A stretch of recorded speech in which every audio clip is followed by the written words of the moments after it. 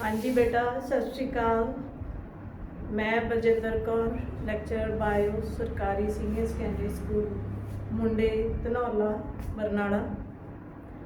ਤੇ ਅੱਜ ਅਸੀਂ ਜਿਹੜੀ ਲੜੀ ਚੱਲ ਰਹੀ ਹੈ ਸਾਡੀ, ਤੁਹਾਡਾ ਬਾਇਓ ਦਾ ਲੈਕਚਰ ਜਿਹੜਾ ਹੈਗਾ ਪਾਠ 8ਵਾਂ, ਉਹਦੇ ਵਿੱਚ human health and diseases 8th chapter ਦੇ ਵਿੱਚ ਉਹਦੀ ਇਮਿਊਨਿਟੀ ਬਾਰੇ ਅਸੀਂ ਬੜੇ ਡਿਟੇਲ ਦੇ ਵਿੱਚ ਕਰ ਚੁੱਕੇ ਹਾਂ।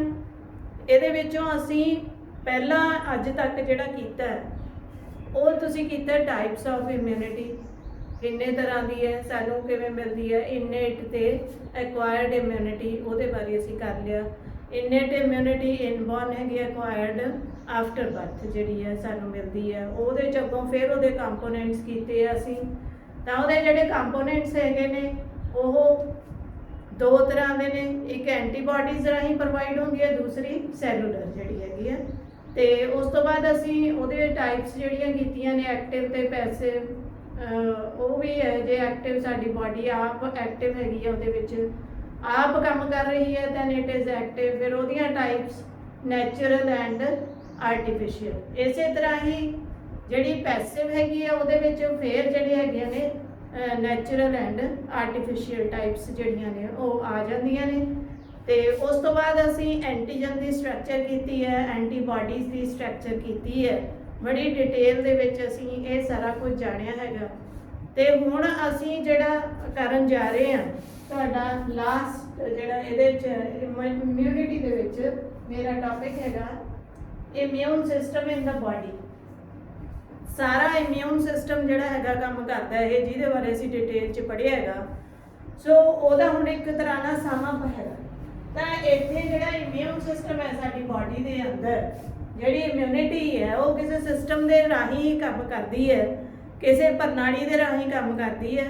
ਤਾਂ ਉਹਦੇ ਬਾਰੇ ਅਸੀਂ ਇਹਦੇ 'ਚ ਪੜ੍ਹਨਾ ਹੈ ਅੱਜ। ਤਾਂ ਹੁਣ ਇਹਦੇ 'ਚ ਇਮਿਊਨ ਸਿਸਟਮ ਦੇ ਵਿੱਚ ਦੇਖੋ ਕੀ ਕੁਝ ਆ ਗਿਆ। ਲਿੰਫੋਇਡ ਆਰਗਨਸ ਨੇਗੇ, ਟਿਸ਼ੂਜ਼ ਨੇ and antibodies. Lymphoid organs, tissues and antibodies. ਤਾਂ ਹੁਣ ਇਹਦੇ ਵਿੱਚ ਐਂਟੀਬਾਡੀਜ਼ ਬਾਰੇ ਅਸੀਂ ਕਾਫੀ ਡਿਟੇਲਸ ਕਰ ਚੁੱਕੇ ਹਾਂ। ਤੇ ਟਿਸ਼ੂਜ਼ ਬਾਰੇ ਵੀ ਉਹਨਾਂ ਦੇ ਵਿੱਚ ਵੀ ਮੈਕਰੋਫੇਜਸ ਵਗੈਰਾ ਹੁੰਦੇ ਨੇ। ਤਾਂ ਇੱਥੇ ਲਿੰਫੋਇਡ ਆਰਗਨਸ ਬਾਰੇ ਜਿਹੜਾ ਹੈਗਾ ਖਾਸ ਤੌਰ ਤੇ ਅਸੀਂ ਤਰਜੀਹੀ ਤੌਰ ਤੇ ਅੱਜ ਜਿਹੜਾ ਕਰਨਾ ਹੈਗਾ। ਲਿੰਫੋਇਡ ਆਰਗਨਸ ਇਹਦਾ ਸਿਸਟਮ ਹੈ ਸਾਰਾ ਜਿਹੜਾ, ਉਹਦੇ ਵਿੱਚ ਉਹਦਾ ਕੰਮ ਕੀ ਹੈ। It recognises foreign antigen. ਬਾਹਰਲਾ ਜਿਹੜਾ ਵੀ ਕੋਈ ਹਮਲਾਵਰ ਸਾਡੇ ਤੇ ਅਟੈਕ ਕੀਤਾ, ਪਹਿਲੀ ਗੱਲ ਉਹਨੂੰ ਪਛਾਣਨਾ ਹੈਗਾ, ਫਿਰ ਉਹਨੂੰ ਰਿਸਪੌਂਡ ਕਰਨਾ ਹੈ ਉਹਦੇ ਪ੍ਰਤੀ। ਜਿਹੜਾ ਕਿ ਉਹਨੇ ਜਿਹੜਾ ਹਮਲਾ ਕੀਤਾ ਹੈਗਾ ਉਹਦੇ ਪ੍ਰਤੀ ਕਿਸ ਤਰ੍ਹਾਂ ਦਾ ਰਿਸਪੌਂਸ ਦੇਣਾ ਹੈ, ਵੀ ਐਂਟੀਬਾਡੀਜ਼ ਰਾਹੀਂ ਜਾਂ ਫਿਰ ਉਸ ਨੂੰ ਰੋਕਣਾ ਕਿਵੇਂ ਹੈਗਾ, ਜਾਂ ਸੈਲੂਲਰ ਢੰਗ ਦੇ ਨਾਲ ਸੈੱਲਾਂ ਰਾਹੀਂ ਉਹਨੂੰ ਜਿਹੜਾ ਹੈਗਾ ਰੋਕਣਾ ਹੈ। ਸੋ ਰਿਸਪੌਂਡ ਹੋ ਗਿਆ। ਤੇ ਥਰਡ ਜਿਹੜਾ ਹੈਗਾ ਇਹਦਾ ਕੰਮ ਹੈ that is remember. Memory cells, ਹਰ ਤਰ੍ਹਾਂ ਦੇ ਮੈਮਰੀ ਸੈੱਲ ਨੇ ਜਿਹੜੇ ਹਰ ਅਟੈਕ ਤੋਂ ਬਾਅਦ ਮੈਮਰੀ ਸੈੱਲ ਨੇ ਜਿਹੜੇ ਉਹ ਸਾਂਭ ਕੇ ਰੱਖ ਲਏ ਜਾਂਦੇ ਨੇ, ਤਾਂ ਕਿ ਜਦੋਂ ਸੈਕੰਡਰੀ ਜਿਹੜਾ ਹੈਗਾ ਅਟੈਕ ਹੁੰਦਾ ਹੈਗਾ ਪ੍ਰਾਇਮਰੀ ਤੋਂ ਬਾਅਦ, ਪ੍ਰਾਇਮਰੀ ਨੂੰ ਟਾਈਮ ਲੱਗਦਾ ਤੇ ਜਦੋਂ ਸੈਕੰਡਰੀ ਰਿਸਪੌਂਸ ਹੈਗਾ ਤਾਂ ਉਸ ਸਮੇਂ ਬੜਾ ਤੇਜ਼ੀ ਦੇ ਨਾਲ ਐਂਡ ਵੈਰੀ ਐਫੀਸ਼ੀਐਂਟਲੀ ਜਿਹੜਾ ਹੈਗਾ ਉਹਨੂੰ ਕਿਡਨੈਪ ਕਰ ਲਿਆ ਜਾਂਦਾ। It also plays important role in allergic reactions. Allergy ਦੇ ਵਿੱਚ ਤੇ ਬਹੁਤ ਸਾਰੇ ਲੋਕਾਂ ਨੂੰ ਹਾਈਪਰ ਸੈਂਸਿਟੀਵਿਟੀ ਹੁੰਦੀ ਹੈ ਕਿਸੇ ਵੀ ਫੂਡ ਦੇ, ਕਿਸੇ ਵੀ ਟਾਈਪ ਤੋਂ ਜਾਂ ਪੋਲਨਸ ਤੋਂ। ਸੋ ਉਹਦੇ ਵਿੱਚ ਵੀ ਇਹਦਾ ਇੰਪੋਰਟੈਂਟ ਰੋਲ ਹੈਗਾ। ਆਟੋ ਇਮਿਊਨ ਡਿਜ਼ੀਜ਼ਸ, ਆਟੋ ਮੀਨ ਸੈਲਫ, ਆਪਣੇ ਆਪ ਨੂੰ ਜਿਹੜੀ ਹੈਗੀ ਆ ਇਮਿਊਨਿਟੀ ਪ੍ਰੋਵਾਈਡ ਕਰਨੀ ਆ। ਸੋ ਇਹ ਨਾ ਹੋਵੇ ਵੀ ਆਪਣੀ ਸੈੱਲਾਂ ਟਿਸ਼ੂਆਂ ਨੂੰ ਨੁਕਸਾਨ ਕਰਨ ਲੱਗ ਜਾਣ। ਜਿਹੜੇ ਸਾਡੇ ਨੈਚੁਰਲ ਕਿਲਰ ਸੈਲਸ ਹੈਗੇ ਨੇ ਉਹ ਇਹ ਨਾ ਹੋਵੇ ਵੀ ਆਪਣਿਆਂ ਤੇ ਹੀ ਅਟੈਕ ਕਰ ਦੇਣ। ਤਾਂ ਉਹਨਾਂ ਨੂੰ ਰੋਕਣ ਵਾਸਤੇ ਦੇਖੋ ਸਾਡੇ ਕੋਲੇ ਸੁਪਰੈਸਰ ਸੈਲਸ ਹੁੰਦੇ ਨੇ। ਤਾਂ ਇਸੇ ਤਰ੍ਹਾਂ ਹੀ ਟ੍ਰਾਂਸਪਲਾਂਟੇਸ਼ਨ ਕਰਨ ਵਾਸਤੇ ਕਿਸੇ ਦੀ ਕਿਡਨੀ ਟ੍ਰਾਂਸਪਲਾਂਟ ਹੋ ਰਹੀ ਹੈ, ਮੇਨ ਜਿਹੜੇ ਹੈਗੇ ਨੇ ਮੇਜਰ ਆਰਗਨਸ ਟ੍ਰਾਂਸਪਲਾਂਟ ਹੁੰਦੇ ਨੇ, ਹਾਰਟ ਹੈ, ਕਿਡਨੀ ਹੈ, ਲਿਵਰ ਹੈ। ਤਾਂ ਇਹਨਾਂ ਦੇ ਵਿੱਚ ਜਦੋਂ ਟ੍ਰਾਂਸਪਲਾਂਟੇਸ਼ਨ ਹੁੰਦੀ ਹੈ ਤਾਂ ਉਸ ਸਮੇਂ ਸਾਡੀ ਆਪਣੀ ਇਮਿਊਨਿਟੀ ਜਿਹੜੀ ਹੈਗੀ ਆ ਉਹਦੇ ਤੇ ਅਟੈਕ ਕਰ ਦਿੰਦੀ ਹੈ। ਸੋ ਇਮਿਊਨਿਟੀ ਨੂੰ ਦਬਾਇਆ ਜਾਂਦਾ ਹੈ। ਸਾਡੇ ਜਿਹੜੇ ਅਟੈਕਿੰਗ ਸੈਲਸ ਹੈਗੇ ਨੇ ਉਹਨਾਂ ਨੂੰ ਸੁਪਰੈਸ ਕੀਤਾ ਜਾਂਦਾ ਹੈ, ਤਾਂ ਉਹ ਜਿਹੜਾ ਸੁਪਰੈਸ ਕਰਨ ਦਾ ਕੰਮ ਹੈਗਾ ਉਹ ਸੁਪਰੈਸਰ ਟੀ ਸੈੱਲ ਨੇ ਜਿਹੜੇ ਉਹ ਕਰਦੇ ਨੇ, ਤਾਂ ਇਸੇ ਕਰਕੇ ਉਹਨਾਂ ਨੂੰ ਰੈਗੂਲੇਟਰੀ ਸੈਲਸ ਵੀ ਕਿਹਾ ਜਾਂਦਾ। ਹਾਂਜੀ, ਅੱਗੇ ਹੈਗਾ ਲਿੰਫੋਇਡ ਆਰਗਨਸ। ਜਿਹੜੇ ਲਿੰਫੋਇਡ ਆਰਗਨਸ ਹੈਗੇ ਨੇ, ਲਿੰਫੋਸਾਈਟਸ ਮੈਚਿਓਰ ਹੁੰਦੇ ਨੇ ਐਂਡ ਮਲਟੀਪਲਾਈ ਹੁੰਦੇ ਨੇ ਇਸ ਜਗ੍ਹਾ ਤੇ। ਲਿੰਫੋਇਡ ਆਰਗਨਸ ਉਹ ਆਰਗਨਸ ਹੈਗੇ ਨੇ ਜਿੱਥੇ ਲਿੰਫੋਸਾਈਟਸ ਬਣਦੇ ਨੇ, ਮਲਟੀਪਲਾਈ ਹੁੰਦੇ ਨੇ ਐਂਡ ਦੇ ਮੈਚਿਓਰ ਹੋ ਜਾਂਦੇ ਨੇ, ਮਤਲਬ ਉਹ ਆਪਣਾ ਜਿੰਨਾ ਵੀ ਮੈਕਸਿਮਮ ਸਾਈਜ਼ ਹੈਗਾ ਉਹਦੇ ਗਰੋ ਕਰ ਜਾਂਦੇ ਨੇ ਜਿੰਨੀ ਗਰੋਥ ਕਰਨੀ ਹੈ। ਦੈਨ ਇਹਦੀਆਂ ਟਾਈਪਸ ਆ ਗਈਆਂ, ਇਹ ਦੋ ਤਰ੍ਹਾਂ ਦੇ ਨੇ ਬੱਚਿਓ, primary lymphoid organs B and T ਜਿਹੜੇ ਹੈਗੇ ਨੇ ਲਿੰਫੋਸਾਈਟਸ, ਇਹਨਾਂ ਬਾਰੇ ਅਸੀਂ ਬਹੁਤ ਡਿਟੇਲ ਚ ਕਰ ਚੁੱਕੇ ਹਾਂ ਬਾਰ-ਬਾਰ। ਬੀ ਤੇ ਟੀ ਲਿੰਫੋਸਾਈਟਸ ਜਿਹੜੇ ਹੈਗੇ ਨੇ ਉਹ ਪ੍ਰਾਇਮਰੀ ਲਿੰਫੋਇਡ ਆਰਗਨਸ ਜਿਹੜੇ ਹੈਗੇ ਨੇ ਬਣਾਉਂਦੇ ਨੇ, ਮੈਚਿਓਰ ਹੁੰਦੇ ਨੇ ਇੱਥੇ ਐਂਡ ਐਕਵਾਇਰ ਐਂਟੀਜਨ ਸਪੈਸਿਫਿਕ ਰਿਸੈਪਟਰਸ। ਹੁਣ ਐਂਟੀਜਨ ਸਪੈਸਿਫਿਕ ਰਿਸੈਪਟਰਸ ਕੀ ਹੁੰਦੇ ਨੇ? ਕੋਈ ਖਾਸ ਐਂਟੀਜਨ ਵਾਸਤੇ, ਉਹਨੂੰ ਰਿਸੀਵ ਕਰਨ ਵਾਸਤੇ, ਉਹਨੂੰ ਪਹਿਚਾਨਣ ਵਾਸਤੇ ਉਹਦੇ ਸਰਫੇਸ ਦੇ ਉੱਤੇ ਲੱਗੇ ਹੁੰਦੇ ਨੇ ਰਿਸੈਪਟਰਸ, ਜਿਹਦੇ ਨਾਲ ਆ ਕੇ ਐਂਟੀਜਨਸ ਚਿੰਬੜ ਜਾਂਦੇ ਨੇ ਕਿਸੇ ਸੈੱਲਾਂ ਦੇ ਉੱਤੇ, ਤਾਂ ਉਹ ਸੈੱਲ ਨੇ ਜਿਹੜੇ ਫਿਰ ਐਂਟੀਬਾਡੀਜ਼ ਪ੍ਰੋਡਿਊਸ ਕਰਨੀਆਂ ਸ਼ੁਰੂ ਕਰ ਦਿੰਦੇ ਨੇ, ਜਾਂ ਫਿਰ ਜਿਹੜੇ ਸੈੱਲ ਹੈਗੇ ਨੇ ਉਹਨਾਂ ਨੂੰ ਸਟਿਮੂਲੇਟ ਕਰ ਦਿੰਦੇ ਨੇ, ਟੀ ਸੈੱਲਾਂ ਨੂੰ, ਟੀ ਲਿੰਫੋਸਾਈਟਸ ਨੂੰ ਸਟਿਮੂਲੇਟ ਕਰ ਦਿੰਦੇ ਨੇ, ਨਹੀਂ ਤਾਂ ਫਿਰ ਬੀ ਲਿੰਫੋਸਾਈਟਸ ਜਿਹੜੇ ਹੈਗੇ ਨੇ ਉਹ ਪਛਾਣ ਲੈਂਦੇ ਨੇ ਤੇ ਐਂਟੀਬਾਡੀਜ਼ ਜਿਹੜੀਆਂ ਹੈਗੀਆਂ ਨੇ ਉਹ ਬਣਾਉਣੀਆਂ ਸ਼ੁਰੂ ਕਰ ਦਿੰਦੇ ਨੇ। So then they migrate to the SLO means secondary lymphoid organs. ਜਦੋਂ ਹੁਣ ਇੱਥੇ ਇਹ ਮੈਚਿਓਰ ਹੋ ਜਾਂਦੇ ਨੇ, ਪ੍ਰੋਲੀਫਰੇਟ ਹੋ ਜਾਂਦੇ ਨੇ, ਫਿਰ ਉਸ ਤੋਂ ਬਾਅਦ ਇਹ ਐਜ਼ ਸੈਕੰਡਰੀ ਲਿੰਫੋਇਡ ਆਰਗਨਸ ਵੱਲ ਨੂੰ ਚੱਲ ਪੈਂਦੇ ਨੇ। ਤਾਂ ਪ੍ਰਾਇਮਰੀ ਲਿੰਫੋਇਡ ਆਰਗਨ ਦੀ ਜਿਹੜੀ ਐਗਜ਼ਾਮਪਲ ਹੈਗੀ ਹੈ that is bone marrow and thymus. ਇਹ ਦੋ ਆਰਗਨਸ ਜਿਹੜੇ ਹੈਗੇ ਨੇ ਉਹ ਪ੍ਰਾਇਮਰੀ ਲਿੰਫੋਇਡ ਆਰਗਨ ਦੇ ਵਿੱਚ ਆਉਂਦੇ ਨੇ। ਹੁਣ ਇੱਥੇ ਇਹਦੇ ਬਾਰੇ ਅਸੀਂ ਜਦੋਂ ਕਰਦੇ ਹੈਗੇ ਆ, ਬੋਨ ਮੈਰੋ ਪਹਿਲਾ ਜਿਹੜਾ ਹੈਗਾ ਉਹ ਬੋਨ ਮੈਰੋ ਹੈ, ਤਾਂ ਇਹ ਬੋਨ ਮੈਰੋ ਦੇ ਵਿੱਚ ਸਾਰੇ ਬਲੱਡ ਸੈਲਸ ਜਿਹੜੇ ਹੈਗੇ ਨੇ, ਆਲ ਬਲੱਡ ਸੈਲਸ ਉਹ ਇੱਥੇ ਬਣਦੇ ਨੇ, ਇੱਥੇ ਮੈਚਿਓਰ ਹੁੰਦੇ ਨੇ, ਤੇ ਬੀ ਲਿੰਫੋਸਾਈਟਸ ਮਤਲਬ ਐਕਸੈਪਟ ਟੀ ਲਿੰਫੋਸਾਈਟ ਬਾਕੀ ਸਾਰੇ ਸੈੱਲ ਜਿਹੜੇ ਹੈਗੇ ਨੇ ਉਹ ਬੋਨ ਮੈਰੋ ਦੇ ਅੰਦਰ ਹੀ ਬਣਦੇ ਨੇ ਤੇ ਉੱਥੇ ਹੀ ਮੈਚਿਓਰ ਹੁੰਦੇ ਨੇ, ਤੇ ਫਿਰ then they are shifted to the secondary lymphoid organs.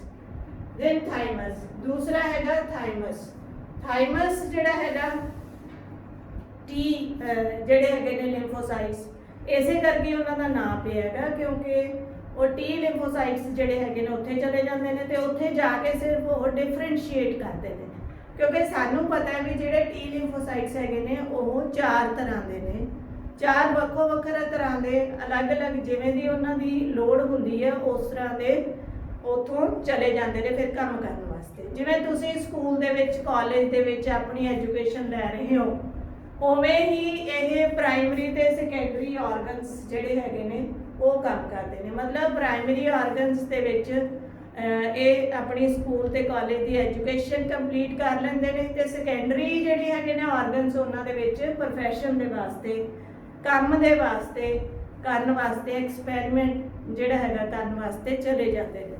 So same ਬਿਲਕੁਲ ਉੱਥੇ ਇੱਥੇ ਢੁਕਦਾ ਹੈਗਾ। ਸੋ ਸੈਕੰਡਰੀ ਜਿਹੜੇ ਲਿੰਫੋਇਡ ਆਰਗਨਸ ਹੈਗੇ ਨੇ, ਥੀਸ ਆਰਗਨਸ, ਇਹਨਾਂ ਦੇ ਵਿੱਚ ਕਿਹੜੇ ਆਉਂਦੇ ਨੇ? ਦੇਖੋ 5 ਤਰ੍ਹਾਂ ਦੇ ਨੇ ਇਹ। ਲਿੰਫ ਨੋਡਸ ਆ ਗਏ ਪਹਿਲੇ ਤਾਂ। ਹੁਣ ਲਿੰਫ ਨੋਡਸ ਕੀ ਨੇ? ਇਹ ਲਿੰਫ ਨੋਡਸ ਤਕਰੀਬਨ ਸਾਰੀ ਬਾਡੀ ਦੇ ਵਿੱਚ ਹੀ ਪ੍ਰੈਜ਼ੈਂਟ ਨੇ, ਜ਼ਿਆਦਾਤਰ ਜੋੜਾਂ ਦੇ ਵਿੱਚ। ਤੁਸੀਂ ਦੇਖਦੇ ਹੋ ਜਦੋਂ ਡਾਕਟਰ ਕੋਲੇ ਜਾਂਦੇ ਹੋ ਤਾਂ ਇੱਥੋਂ ਗਲਾ ਖਰਾਬ ਹੈਗਾ ਤਾਂ ਇੱਥੋਂ ਗੰਢਾਂ ਜੀਆਂ ਬਣ ਜਾਂਦੀਆਂ ਨੇ। ਇਸੇ ਤਰ੍ਹਾਂ ਹੀ ਆਰਮ ਪਿਟਸ ਹੈਗੇ ਨੇ, ਇਹ ਲੈਗਸ ਦੇ ਵਿੱਚ ਜੋੜਾਂ ਦੇ ਵਿੱਚ ਵੀ ਹੁੰਦੇ ਨੇ। ਸੋ ਇੱਥੇ ਜਦੋਂ ਤੁਸੀਂ ਮਹਿਸੂਸ ਕਰੋਗੇ ਤਾਂ ਇਹਨਾਂ ਦੇ ਵਿੱਚ ਇਨਫੈਕਸ਼ਨ ਹੋ ਜਾਂਦੀ ਹੈ, ਤਾਂ ਇਹ ਜਿਹੜੇ ਨੇ ਸਾਨੂੰ ਦਰਦ ਵੀ ਕਰਦੇ ਨੇ, ਤਾਂ ਤੁਸੀਂ ਉੱਥੇ ਇਹਨਾਂ ਨੂੰ ਪਹਿਚਾਣ ਸਕਦੇ ਹੋ। ਤਾਂ ਇਹ ਲਿੰਫ ਨੋਡਸ ਜਿਹੜੀਆਂ ਹੈਗੀਆਂ ਨੇ ਦੇ ਐਕਟ ਐਜ਼ ਅ ਫਿਲਟਰ ਵਜੋਂ ਛਾਣਦੇ ਨੇ, ਐਂਟੀਜਨਸ ਨੂੰ ਬਲੱਡ ਦੇ ਵਿੱਚ ਜਾਣ ਤੋਂ ਰੋਕਦੇ ਨੇ। ਸੋ ਇਹ ਬਹੁਤ ਇੰਪੋਰਟੈਂਟ ਹੈਗੇ ਨੇ, prevent antigen entry. they produce lymphocytes and plasma cells. Lymphocytes ਇਹਦਾ मतलब B ਤੇ T lymphocytes ਬਣਦੇ ਹੈਗੇ ਨੇ ਤੇ ਨਾਲ plasma cells ਦੇ ਵਿੱਚ differentiate ਹੋ ਜਾਂਦੇ ਨੇ क्योंकि ਜਿਹੜੇ B lymphocytes ਹੈਗੇ ਨੇ ਅੱਗੋਂ plasma cell ਬਣਾਉਂਦੇ ਨੇ ਜਿਨ੍ਹਾਂ ਤੋਂ antibodies ਬਣਦੀਆਂ ਨੇ। Second ਹੈਗਾ spleen। ਜਿਹੜਾ spleen ਹੈਗਾ it is the largest lymphoid tissue in our body। ਸਾਰਿਆਂ ਤੋਂ ਵੱਡਾ ਟਿਸ਼ੂ ਹੈਗਾ ਸਾਡੀ ਬਾਡੀ ਦੇ ਅੰਦਰ ਤੇ ਜਦੋਂ ਫੀਟਸ ਦੇ ਵਿੱਚ ਹੁੰਦਾ ਇਹ ਸਪਲੀਨ ਤਾਂ ਉਸ ਸਮੇਂ ਬਲੱਡ ਦੇ ਸਾਰੇ ਤਰ੍ਹਾਂ ਦੇ ਸੈੱਲ ਨੇ ਜਿਹੜੇ ਉਹ ਇੱਥੇ ਬਣਦੇ ਨੇ ਤੇ ਆਫਟਰ ਬਰਥ ਇਹ ਜਿਹੜਾ ਕੰਮ ਹੈਗਾ ਉਹ ਬੋਨ ਮੈਰੋ ਦੇ ਵਿੱਚ ਹੋਣਾ ਸ਼ੁਰੂ ਹੋ ਜਾਂਦਾ ਹੈ ਤੇ ਅਸੀਂ ਇਹਨੂੰ ਗ੍ਰੇਵਯਾਰਡ ਆਫ ਆਰਬੀਸੀਜ਼ ਵੀ ਕਹਿੰਦੇ ਹਾਂ। ਉਸ ਤੋਂ ਬਾਅਦ ਜਦੋਂ ਉਹਨਾਂ ਦੀ ਉਮਰ ਪੁੱਗ ਜਾਂਦੀ ਹੈ ਫਿਰ ਜਾ ਕੇ ਉੱਥੇ ਜਿਹੜੇ ਹੈਗੇ ਨੇ ਸਟੋਰ ਵੀ ਹੋਣ ਲੱਗ ਜਾਂਦੇ ਨੇ ਆਰਬੀਸੀਜ਼ ਤੇ ਇਹ ਜਿਹੜਾ ਹੈਗਾ ਬਟ ਓਨਲੀ ਲਿੰਫੋਸਾਈਟਸ ਜਿਹੜੇ ਹੈਗੇ ਨੇ ਉਹ ਇੱਥੇ ਮੈਚੁਰ ਹੁੰਦੇ ਨੇ ਅਡਲਟ ਦੇ ਵਿੱਚ। ਇਟਸ ਮੈਕਰੋਫੇਜਸ ਫੈਗੋਸਿਟਿਕ ਹੁੰਦੇ ਨੇ ਇਹਦੇ ਟਿਸ਼ੂ ਦੇ ਅੰਦਰ ਸਪਲੀਨ ਦੇ ਟਿਸ਼ੂ ਦੇ ਅੰਦਰ ਜਿਹੜੇ ਮੈਕਰੋਫੇਜਸ ਹੈਗੇ ਨੇ ਉਹ ਫੈਗੋਸਿਟਿਕ ਇਨ ਨੇਚਰ ਨੇ ਫੈਗੋਸਾਈਟਸ ਨੇ ਉਹ ਐਨਗਲਫ ਕਰਦੇ ਨੇ। Then next is tonsils. ਤੀਸਰੀ ਟਾਈਪ ਦੇ ਜਿਹੜੇ ਸੈਕੰਡਰੀ ਆਰਗਨਸ ਹੈਗੇ ਨੇ these are tonsils।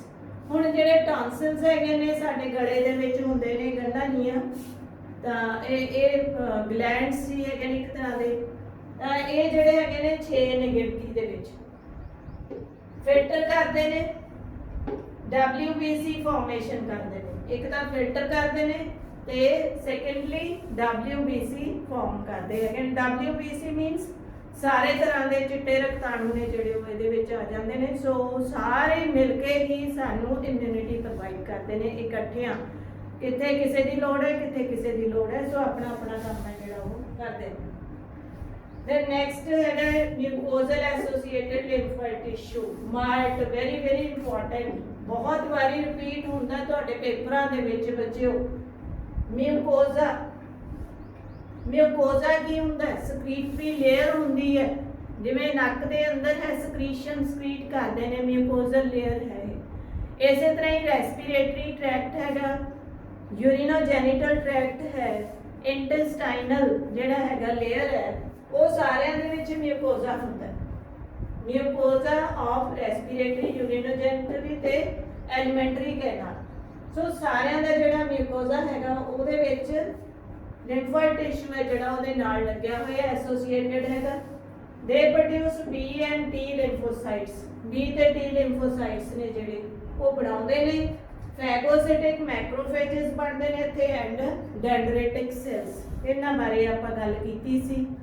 ਡੈਂਡਰੇਟਿਕ ਸੈਲਸ ਮੈਕਰੋਫੇਜਸ ਸੋ ਇਹ ਬਾਰੇ ਤੁਹਾਨੂੰ ਯਾਦ ਹੋਣਾ ਜਿਨ੍ਹਾਂ ਦੇ ਪ੍ਰੋਸੈਸਸ ਹੁੰਦੀਆਂ ਨੇ ਤੇ ਉਹ ਪ੍ਰੈਜ਼ੈਂਟ ਕਰਦੇ ਨੇ ਐਂਟੀਜਨਸ ਨੂੰ ਤੋੜ ਕੇ ਫਿਰ ਪ੍ਰੈਜ਼ੈਂਟ ਕਰਦੇ ਨੇ ਹੈਲਪਰ ਸੈੱਲਾਂ ਨੂੰ ਹੈਲਪਰ ਟੀ ਸੈੱਲਾਂ ਨੂੰ ਕਿਉਂਕਿ ਉਹ ਵੱਡੇ ਪ੍ਰੋਟੀਨਸ ਨੂੰ ਨਹੀਂ ਪਹਿਚਾਣਦੇ ਬਲਕਿ ਪੈਪਟਾਈਡਸ ਨੂੰ ਸਿੰਪਲ ਚੇਨਸ ਨੂੰ ਪਹਿਚਾਣਦੇ ਨੇ। ਅਗਲਾ ਹੈਗਾ ਪੇਅਰਸ ਪੈਚਸ। ਪੇਅਰਸ ਪੈਚਸ ਜਿਹੜੇ ਹੈਗੇ ਨੇ ਪੇਅਰਸ ਉਹਦਾ ਨਾਂ ਤੇ ਹੈਗੇ ਨੇ ਤੇ ਪੈਚਸ ਧੱਬੇ ਜਿਹੇ ਨੇ ਝੁੰਡ ਨੇਗੇ ਛੋਟੇ ਛੋਟੇ ਜਿਹੇ found in ਕਲਸਟਰਸ So groups again of small lymph nodes in ileum of small intestine। intestine ਦਾ ਇੱਕ ਹਿੱਸਾ ਹੈਗਾ ileum small intestine ਦਾ ਹਿੱਸਾ ਹੈ ileum ਤਾਂ ਉਹਦੇ ਵਿੱਚ ਜਿਹੜੀਆਂ ਗੰਢਾਂ ਪਈਆਂ ਨੇ ਉੱਥੇ ਉਹਦੇ ਵਿੱਚ ਨੇ produce lymphocytes ਇਹ lymphocytes ਨੇ ਜਿਹੜੇ ਉਹ ਬਣਾਉਂਦੇ ਨੇ। ਹੁਣ ਇਹ ਸਾਰੇ ਬੱਚੇ ਹੋ ਗਏ primary and secondary lymphoid organs। ਹੁਣ ਅਸੀਂ ਜਿਹੜਾ ਹੈਗਾ ਅੱਗੇ ਪੜ੍ਹਨਾ ਹੈ ਜਿਹੜਾ ਇਹਦੇ ਨਾਲ ਸੰਬੰਧਿਤ ਹੈਗਾ that is vaccination and immunization।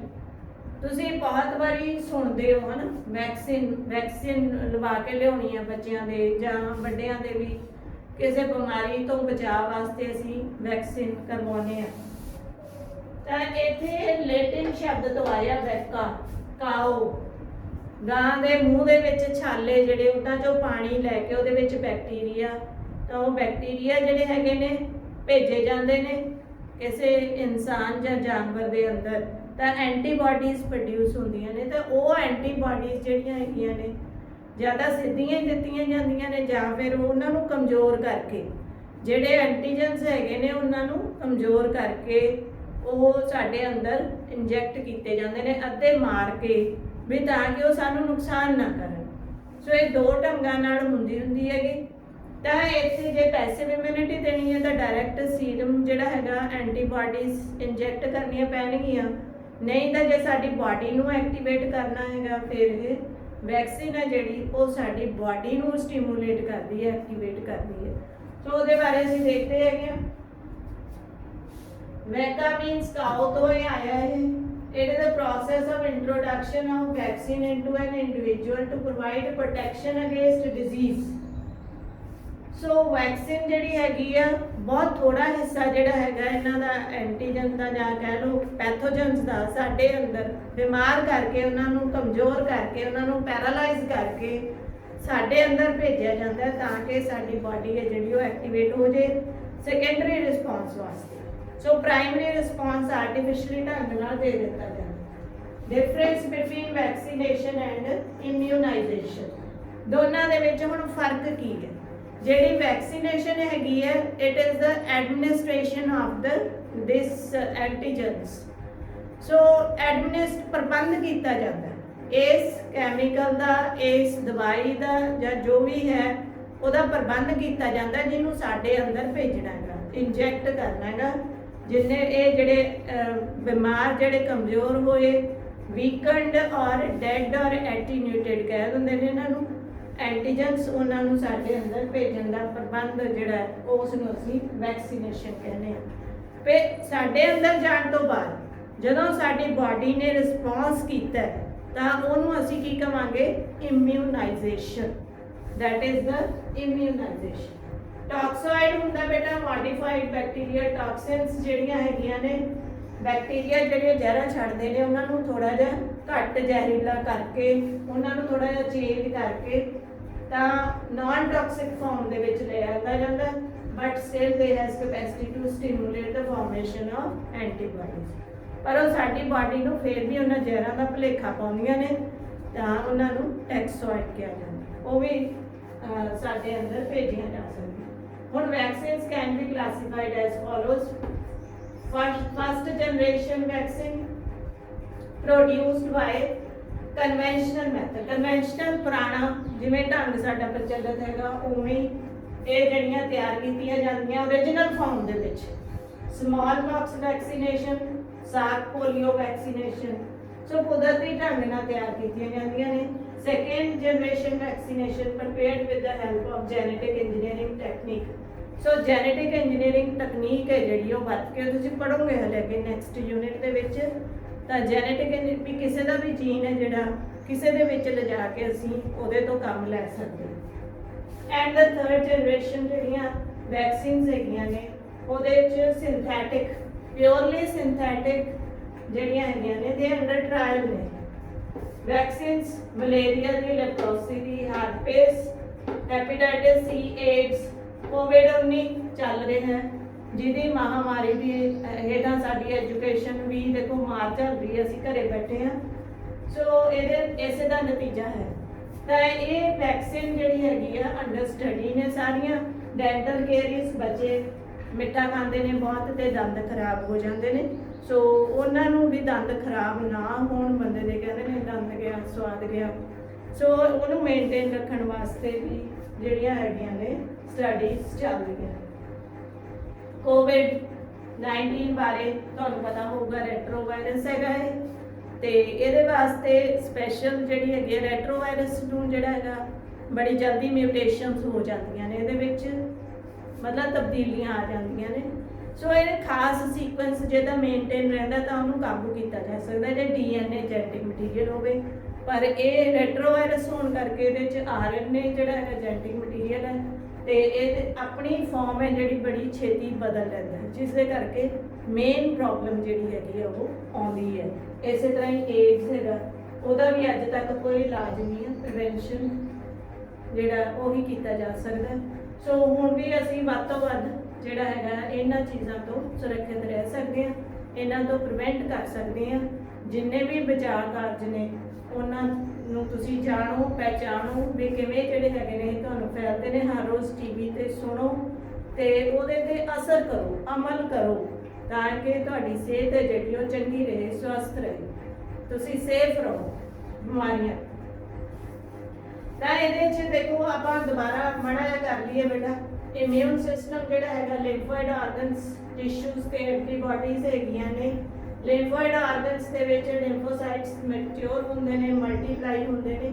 ਇਹਦੇ 'ਚ ਦੋ ਤਰ੍ਹਾਂ ਦੇ ਨੇ, primary lymphoid organs and secondary lymphoid organs. ਜਿਹੜੇ ਪ੍ਰਾਇਮਰੀ ਹੈਗੇ ਨੇ ਉੱਥੇ ਉਹ ਬਣਦੇ ਨੇ, ਮਲਟੀਪਲਾਈ ਹੁੰਦੇ ਨੇ, ਤੇ ਉਸ ਤੋਂ ਬਾਅਦ ਸੈਕੰਡਰੀ ਮੈਚੁਰ ਹੋ ਕੇ ਸੈਕੰਡਰੀ ਲਿੰਫੋਇਡ ਆਰਗਨਸ ਨੂੰ ਸ਼ਿਫਟ ਹੋ ਜਾਂਦੇ ਨੇ।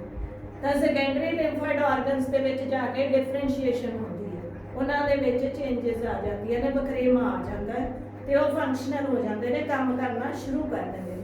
ਪ੍ਰਾਇਮਰੀ ਦੇ ਵਿੱਚ ਉਹ ਕੰਮ ਕਰਨ ਯੋਗ ਨਹੀਂ ਹੈਗੇ, ਉਹ ਬਣ ਗਏ, ਉਹਨਾਂ ਦੀ ਬਾਡੀ ਜਿੰਨੀ ਬਣਨੀ ਹੈ ਬਣ ਚੁੱਕੀ ਹੈ, ਪਰ ਹੁਣ ਉਹਦੇ ਥੋੜ੍ਹੀਆਂ ਚੇਂਜਸ ਆਉਣਗੇ ਜਿਹਦੇ ਨਾਲ ਉਹ ਫੰਕਸ਼ਨਲ ਹੋ ਜਾਣਗੇ। ਤਾਂ ਇੱਥੇ ਜਿਹੜਾ ਹੈ ਬੋਨ ਮੈਰੋ ਸਾਰੇ ਬਲੱਡ ਸੈਲਸ ਬਣਾਉਂਦਾ ਤੇ ਬੀ ਸੈਲਸ ਮੈਚੁਰ ਹੁੰਦੇ ਨੇ। ਥਾਈਮਸ, ਟੀ ਲਿੰਫੋਸਾਈਟਸ ਜਿਹੜੇ ਹੈਗੇ ਨੇ ਉਹ ਇੱਥੇ ਆ ਕੇ ਮੈਚੁਰ ਹੁੰਦੇ ਨੇ। ਸੋ ਇਹ ਡਿਫਰੈਂਟ ਟਾਈਪ ਦੇ 5 ਲਿੰਫ ਨੋਡਸ ਹੈਗੇ ਨੇ। ਸਪਲੀਨ ਹੈ, ਟੌਨਸਿਲ, ਮਿਊਕੋਜ਼ਲ ਐਸੋਸੀਏਟਡ ਲਿੰਫੋਇਡ ਟਿਸ਼ੂਜ਼ ਹੈਗੇ ਨੇ। ਪੇਅਰ ਪੈਚਸ ਨੇਗੇ ਸਾਡੇ ਕੋਲੇ 5 ਜਿਹੜੇ ਹੈਗੇ ਨੇ ਡਿਫਰੈਂਟ ਟਾਈਪ ਦੇ ਸੈਕੰਡਰੀ ਲਿੰਫੋਇਡ ਆਰਗਨਸ। ਉਸ ਤੋਂ ਬਾਅਦ ਅਸੀਂ ਜਿਹੜਾ ਹੈਗਾ ਵੈਕਸੀਨੇਸ਼ਨ ਐਂਡ ਇਮਿਊਨਾਈਜੇਸ਼ਨ ਬਾਰੇ ਪੜ੍ਹਿਆ। ਵੈਕਸੀਨਸ ਜਿਹੜੀਆਂ ਬਿਮਾਰੀਆਂ ਤੋਂ ਸਾਨੂੰ ਰੋਕਦੀਆਂ ਨੇ। ਸੋ ਪ੍ਰਾਇਮਰੀ ਜਿਹੜਾ ਹੈਗਾ ਅਟੈਕ ਸਾਡੇ ਤੋਂ ਇਹ ਆਰਟੀਫਿਸ਼ੀਅਲੀ ਢੰਗ ਨਾਲ ਕੀਤਾ ਜਾਂਦਾ, ਬਿਮਾਰ ਕਰਕੇ ਉਹਨਾਂ ਨੂੰ ਜਾਂ ਅੱਧੇ ਮੁਰਦੇ ਕਰਕੇ ਸਾਡੇ ਅੰਦਰ ਭੇਜ ਦਿੱਤਾ ਜਾਂਦਾ, ਜਿਹੜੇ ਵੀ ਕਾਰਨ ਹੈਗੇ ਨੇ ਬਿਮਾਰੀਆਂ ਦੇ। ਟੌਕਸਾਇਡਸ, ਇਮਿਊਨਾਈਜੇਸ਼ਨ ਜਿਹੜਾ ਰਿਸਪੌਂਸ ਹੈ, ਰਿਸਪੌਂਸ ਟੂ ਦ ਵੈਕਸੀਨ। ਟੌਕਸਾਇਡ ਜਿਹੜਾ ਹੈ ਮੋਡੀਫਾਈ ਕਰਕੇ ਬੈਕਟੀਰੀਆ ਜਿਹੜੇ ਟੌਕਸਿਨ ਜ਼ਹਿਰਾਂ ਛੱਡਦੇ ਨੇ ਉਹਨਾਂ ਨੂੰ ਥੋੜਾ ਚੇਂਜ ਕਰਕੇ ਸਾਡੇ ਅੰਦਰ ਜਿਹੜੀਆਂ ਨੇ ਉਹ ਭੇਜੀਆਂ ਜਾਂਦੀਆਂ ਨੇ, ਐਂਟੀ ਟੌਕਸਿਨਸ ਬਣਾਉਣ ਵਾਸਤੇ ਵਰਤੀਆਂ ਜਾਂਦੀਆਂ ਨੇ। Vaccines can be classified as follows. First generation ਕੁਦਰਤੀ ਨੈਚੁਰਲ ਕਨਵੈਨਸ਼ਨ, ਪੁਰਾਣਾ ਜਿਵੇਂ ਚੱਲਦਾ ਹੈਗਾ ਉਵੇਂ ਸਮਾਲ ਪੌਕਸ ਵੈਕਸੀਨ, ਸਾਲ ਪੋਲੀਓ ਵੈਕਸੀਨਸ ਇਹਦੇ ਰਾਹੀਂ ਤਿਆਰ ਕੀਤੀ ਜਾਂਦੀ ਹੈ। ਸੈਕਿੰਡ ਜਨਰੇਸ਼ਨ ਜਿਹੜੀ ਹੈ ਪ੍ਰਪੇਅਰ ਕੀਤੀ ਜਾਂਦੀ ਹੈ with the help of genetic engineering technique. ਇਹਦੇ 'ਚ vaccine against hepatitis B, herpes virus ਜਿਹੜਾ ਹੈਗਾ ਉਹ ਸੈਕਿੰਡ ਜਨਰੇਸ਼ਨ ਹੈਗੀ ਹੈ। ਤੇ ਥਰਡ ਜਨਰੇਸ਼ਨ ਵੈਕਸੀਨ ਜਿਹੜੀਆਂ ਹੈਗੀਆਂ ਨੇ ਉਹ ਪਿਓਰਲੀ ਸਿੰਥੈਟਿਕ ਹੈਗੀਆਂ ਨੇ। ਤੇ ਇਹਨਾਂ ਦੇ ਨਾਲ ਵੈਕਸੀਨਸ ਅੰਡਰ ਟ੍ਰਾਇਲ ਨੇ ਜਿਹੜੀਆਂ ਹੁਣ ਸਿੰਥੈਟਿਕ ਢੰਗ ਨਾਲ। ਇਟ ਇਜ਼ ਮੋਸਟ ਐਡਵਾਂਸਡ ਹੈਗਾ। ਤੇ ਜਿਹੜਾ ਹੈਗਾ ਇਹਦੇ 'ਚ ਮਲੇਰੀਆ ਅੱਜ ਤੱਕ ਇਹਦੀ ਨਹੀਂ, ਹਲੇ ਤੱਕ ਸਾਨੂੰ ਨਹੀਂ ਮਿਲੀ। ਲੈਪਰੋਸੀ, ਹਾਰਪਿਸ, ਹੈਪੇਟਾਈਟਸ ਸੀ, ਏਡਸ ਦੀ ਹਜੇ ਤੱਕ ਸਾਨੂੰ ਕੋਈ ਵੈਕਸੀਨ ਪ੍ਰਾਪਤ ਨਹੀਂ ਹੋਈ। ਇਸੇ ਤਰ੍ਹਾਂ ਹੀ ਕੋਵਿਡ-19 ਜਿਹੜਾ ਮੇਨ ਹੈ ਅੱਜ ਸਾਡਾ ਜਿਹੜਾ ਮੇਨ ਧਿਆਨ ਹੈਗਾ ਉਹ ਸਾਰੀ ਦੁਨੀਆ 'ਚ ਕੋਵਿਡ-19 ਕਹਿਰ ਮਚਾਇਆ ਪਿਆ ਗਾ, ਮਹਾਮਾਰੀ ਹੈ ਇਹ। ਸੋ ਐਂਡ ਡੈਂਟਲ ਕੇਰੀਜ਼, ਦੰਦਾਂ ਦੀ ਜਿਹੜੀ ਹੈਗੀ ਆ ਦੇਖਭਾਲ ਵਾਸਤੇ, ਤਾਂ ਕਿ ਦੰਦ ਨੇ ਜਿਹੜੇ ਉਹ ਖਰਾਬ ਨਾ ਹੋਣ। And you remain keep smiling, ਜੇ ਦੰਦ ਸੋਹਣੇ ਹੋਣਗੇ ਤਾਂ ਹੀ ਜਿਹੜੇ ਹੈਗੇ ਨੇ ਹੱਸਦੇ ਸੋਹਣੇ ਲੱਗੋਗੇ। ਸੋ ਇਹਦੇ ਨਾਲ ਹੀ ਆਪਾਂ ਜਿਹੜਾ ਹੈਗਾ ਆਪਣਾ ਅੱਜ ਦਾ ਟੌਪਿਕ ਹੈ ਜਿਹੜਾ ਉਹ ਖਤਮ ਕਰਦੇ ਹਾਂ। ਸੋ ਮੈਨੂੰ ਉਮੀਦ ਹੈ ਬੇਟਾ ਤੁਸੀਂ ਬਹੁਤ ਹੀ ਧਿਆਨ ਨਾਲ ਸੁਣਿਆ ਹੋਣਾ ਤੇ ਨੋਟਸ ਤਿਆਰ ਕੀਤੇ ਹੋਣੇ ਆ, ਤੇ ਇਹਨਾਂ ਨੂੰ ਪੜ੍ਹੇ ਜਾਇਓ ਬੜੇ ਮਿਹਨਤ ਦੇ ਨਾਲ, ਤੁਹਾਨੂੰ ਬੜੇ ਵਿਸਥਾਰ ਦੇ ਨਾਲ ਮੈਂ ਸਮਝਾਇਆਗਾ। ਤੇ ਆਉਣ ਵਾਲੇ ਸਮੇਂ ਦੇ ਵਿੱਚ ਵੀ ਆਪਾਂ ਇਸੇ ਢੰਗ ਦੇ ਨਾਲ ਬੜੇ ਵਧੀਆ ਢੰਗ ਦੇ ਨਾਲ ਲੈਕਚਰਸ ਤਿਆਰ ਕਰਕੇ ਤੁਹਾਨੂੰ ਬੜਾ ਡਿਟੇਲ ਦੇ ਵਿੱਚ ਦੱਸਾਂਗੇ। ਤੇ ਇਹਨੂੰ ਹੁਣ ਇੱਕ ਵਾਰੀ ਤੁਸੀਂ ਆਪਣਾ ਜਿਹੜਾ ਹੈਗਾ ਸਕਰੀਨਸ਼ਾਟ ਲੈ ਲਓ, ਤਾਂ ਕਿ ਤੁਹਾਨੂੰ ਆਪਣੇ ਨੋਟਸ ਨੇ ਜਿਹੜੇ ਉਹ ਤਿਆਰ ਕਰਨੇ ਸੌਖੇ ਹੋ ਜਾਣ। Thank you.